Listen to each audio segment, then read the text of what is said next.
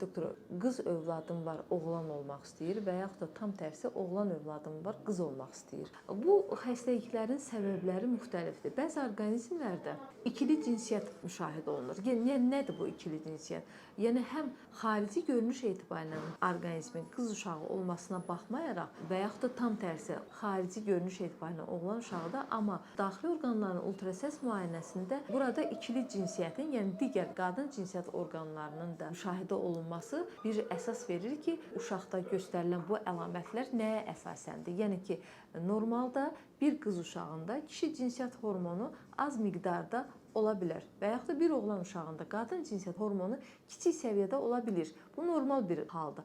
Amma bu hormonun yüksək səviyyəsinin olması bəzi valideynləri təbii ki, narahat etməlidir və bu onu həyəcanlandırmalıdır ki, burada artıq müəyyən yerlərdə təbii ki, ultrason müayinə lazımdır ki, mütləq ki, yəni əks cinsiyyətin orqanlarından hər hansı bir rüşeym halında, lutein halında qalması varmı, yoxmu? Bunu təbii ki, həkim köməyi ilə ortaya çıxartmaq lazımdır.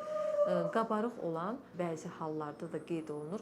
Oğlanlarda ginekamastiya deyilən bir problemdir də daha da müşahidə olunur. Burada da süd vəzlərinin böyüməsi, yəni nisbətən prolaktinin artıq çoxalması bu bir qədər digər başqa səbəblərdən də dolayı yarana bilər. Amma bütün bunların hamısına diqqət yetirməlidir. Yaxınlarda müraciət etmiş valideynlərdən biri tam tərsi qız uşağının oğlana çevrilmək istəməsi, geyimi, tərzi və yaxud da bir başqa oğlan uşağının qız tipli hərəkət etməsi də bütün bunların hamısına əsas gətirir ki, həqiqətən hal-hazırda bu kimi şikayətlər çoxlu saydadır və eyni sayda da müraciətlər var. Ona görə də bütün valideynlərin diqqətinə çatdırmaq istədiyim odur ki, oğlunuzun qız hərəkətləri etməsi və yaxud da qızınızın oğlan tipli hərəkət etməsinə göz yummayın və buna diqqətlə yanaşın.